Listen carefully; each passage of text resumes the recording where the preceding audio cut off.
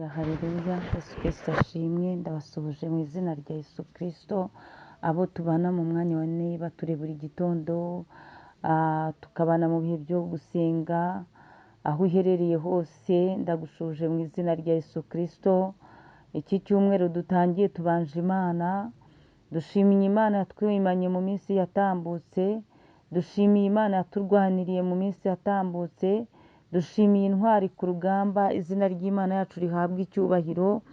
Aka kamwanya ndagushuje mwene data, Imana iguha umugisha, kandi ni ukuri ndakwishimira mu bihe byose tubana byo gusenga. Igihe cyose ngusabira umugisha kuko unsapotinga. Iyo ubanye nanjye mu bihe by'iyo gusenga, buri gihe buri munsi biranezeza komenti zawe ku buryo unsuhuza. Hari n'uwumbwira ati hero, hari uwushyiraho akamenyetso k'ikiganza kinsuhuza. Aho muherereye hose, ayo majesite mugenda mukora, uburyo ki munyereka ko turi kumwe muri ibi bihe byo gusenga, bikomeza kumpa imbaraga muri uru rugendo, kandi nanjye mbasabira umugisha buri gihe. Imana ibanezeze, Imana ibahe umugisha. Iki cyumweru dutangiye, buri wese nahure n'umugisha w'Imana, yakire umugisha w'Imana. Akazi ugiye gukora Imana idudubizemo umugisha. Ni ukuri ndabingingira ku Mana, kandi dusenga Imana ikora imirimo n'ibitangaza. Iki cyumweru Imana iguhinduriremo amateka n'amazina, iguhuze n'umugisha wawe mu izina rya Yesu. Rero umugisha mukuru ngusabira ni uko wakakira Yesu Kristo nk'umwami n'umukiza wawe. Umugisha wa kabiri ni ukurindwa n'Imana. Umugisha wa gatatu ni uwo mu buryo bufatika wo mu biganza byawe. Imana iguha umugisha, ni ukuri ubona Imana mu izina rya Yesu Kristo. Wishimire ko Data wa twese yakweretse iby'urukundo rwe, akaguha Yesu Kristo ngo akubere umwami n'umukiza. Imana ishimwe. Nakubwiraga ngo muri ibi bihe byiza byo gusenga, Imana ikwiyereke, ikwigaragariza igihe nk'iki. Imana rero ibaha umugisha. Muri kumwe na Bishop Leonira, umushumba w'itorero Elayono Mountain Church mu Rwanda. Dukomeje kuba mu bihe byiza byo gusenga. Iki cyumweru nifuje ko tuganira ku ntego igira iti ukuri. Ukuri, ukuri, ukuri, ukuri, ukuri. Ukuri ni umuco mwiza Imana idusaba kugira mu mibereho yacu yose. Reka ugire icyifuzo cyo kugira imibereho yuzuye ukuri. Reka ugire icyifuzo cyo kugira amagambo yuzuye ukuri. Reka ugire icyifuzo cyo kugira imirimo ukora, ibikorwa byawe byuzuremo ukuri. Reka mu bucuruzi bwawe huzuremo ukuri. Reka ahantu hose mu bikukikije n'ibikuranga byuzuremo ukuri. Imana ishimwe, kuko ukuri ni umuco mwiza Imana idusaba kugira mu mibereho yacu yose. Imana ishimwe. Iyo umuntu adafite ukuri aba ari umunyabinyoma. Usobanukirwe neza ko ukuri, umuntu uba mu kuri aba yuzuye, aba afite kamere y'Imana, aba afite ikimenyetso cya Yesu Kristo kuri we. Umuntu wuzuye ukuri rwose abantu benshi baranamutinya, abandi bakamukunda. Hari n'abamwangira uko kuri. Rero ukuri ni umuco mwiza Imana idusaba kugira mu mibereho yacu yose ya buri munsi, ya buri gihe. Imana ishimwe. Nakubwira ngo rero iyo umuntu adafite ukuri aba ari umunyabinyoma. Umunyabinyoma nawe aba akorera se Satani, kuko Satani ni we se w'abanyabinyoma, ni we se w'ibinyoma.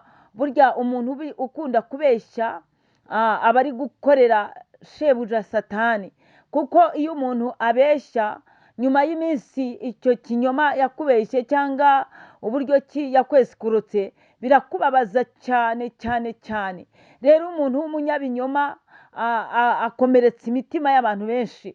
Umuntu w'umunyabinyoma atuma abantu bizera ibitariho. Umuntu w'umunyabinyoma akorera Satani. Rero twavugaga ngo reka twebwe tugire icyifuzo cyo kugira ukuri. Ukuri kuko ari umuco mwiza Imana idusaba kugira mu mibereho yacu ya buri munsi. Imana ishimwe cyane. Twihuse dusome ubutumwa bwiza bwa Yesu Kristo Yesu ashimwe. Reka twihute dusome ijambo ry'Imana, ubutumwa bwiza bwa Yesu Kristo nk'uko bwanditswe na Yohana. Turasoma ibice 8 umurongo n'uwa 32, ariko dusome titre y'iri jambo. Handitse ngo abana ba Aburahamu nyakuri. Hanyuma ijambo ry'Imana rikomeje ritubwira duhereye kuri 31, riratubwiye ngo nuko Yesu abwira abayuda bamwe bamwemeye ati, nimuguma mu ijambo ryanjye muzaba bigishwa banjye nyakuri, namwe muzamenya ukuri, kandi ukuri niko kuzaba batura. Imana ishimwe. Ijambo ry'uyu mwanya riratubwiye ngo ukuri niko kuzaba batura. Imana ishimwe. Ngo namwe muzamenya ukuri, kandi ukuri niko kuzaba batura. Kubaturwa ni ugukurwa mu bubata. Imana ishimwe. Ni ugukurwa mu bucakara, ni ugukurwa ahantu mu rucunaguzo. Kubaturwa ni ugukurwa ahantu udafite uburenganzira busesuye. Yesu Kristo atubwiye neza muri aka kamwanya ngo namwe muzamenya ukuri, kandi ukuri niko kuzaba batura. Imana ishimwe. Yashakaga kuvuga iby'ijambo ry'Imana, yashakaga kuvuga kuri we Yesu Kristo, kuko ari we inzira, ukuri n'ubugingo. Ntawe ubasha kugera kuri data atamujyanye. Niyo mpamvu yavuze rero ngo muzamenya ukuri, kandi ukuri niko kuzaba batura. Ukuri rero ni Kristo. Ukuri ni Kristo, kandi umuntu ugira ukuri mu byo akora, akagira ukuri mu byo avuga, akagira ukuri mu myitwarire ye yose, uwo nguwo aba ari umukristo, aba yuzuye indangagaciro ya gikristo. Imana nishimwe. Nakubwiraga ngo ukuri ni umuco mwiza Imana idusaba kugira mu mibereho yacu yose ya buri munsi. Imana ishimwe. Ukuri kuzaba batura. Namwe ukuri kuzaba batura. Nawe ukuri kukubature mu izina rya Yesu. Ukeneye kukuri kukubatura muri ubwo bubata bw'ibyaha. Burya ntago waba umusambanyi utari umunyabinyoma, nta nubwo waba umwicanyi utari umunyabinyoma. Rero iyo umuntu yuzuye ibinyoma aba ari gukorera Satani. Ariko ijambo ry'Imana, Yesu Kristo aratubwiye ngo namwe muzamenya ukuri, ngo kandi ukuri niko kuzaba batura. Ukeneye Imana, ukeneye imbaraga z'Imana. Muri iyi minsi tukiri muri Pentekoti, ukeneye rwose Roho Mutagatifu kaza mu buzima bwawe, akakubatura muri ibyo byaha wasinziririyemo, akakubatura, agacagagura ingoyi zose zikuzirikiye muri ibyo byaha, muri icyo cyaha cyakubereyeho rwiziringa, ku buryo gifite intego yo kukurimbura, ukazapfira muri icyo cyaha wananiwe kukihana. Ariko igihe ni iki ngo ufate icyemezo, kuko Yesu Kristo arakubwiye ngo nawe uzamenya ukuri, kandi ukuri niko kuzakubatura. Ukuri ni ijambo ry'Imana. Ijambo ry'Imana rirakubwira neza ngo abemeye bose, abihannye bakemera, abo ngabo bakakira Yesu Kristo nk'umwami n'umukiza wabo, abo ngabo bahinduka baragwa, bagaragwa ubugingo buhoraho, bakemererwa kubona ubugingo no kwakira ubugingo buhoraho. Yesu Kristo akababera umwami n'umucunguzi. Rero ijambo riratsindagiye, rirakubwiye ngo uzamenya ukuri, kandi ukuri kuzakubatura. Ukuri rero ni Yesu Kristo, umwami n'umukiza wawe. Unyemerere muri aka kamwanya wongere wumve wuzuye icyifuzo cyo kugira ukuri. Ukuri kukubera umuco mwiza, ukuri mu byo uvuga n'ibyo ukora, ukuri uko ugenda byuzuremo ukuri. Imana ishimwe cyane. Imana ihabwa icyubahiro. Ukuri kuzakubatura aho ngaho Satani yari yarakugiriye imbata.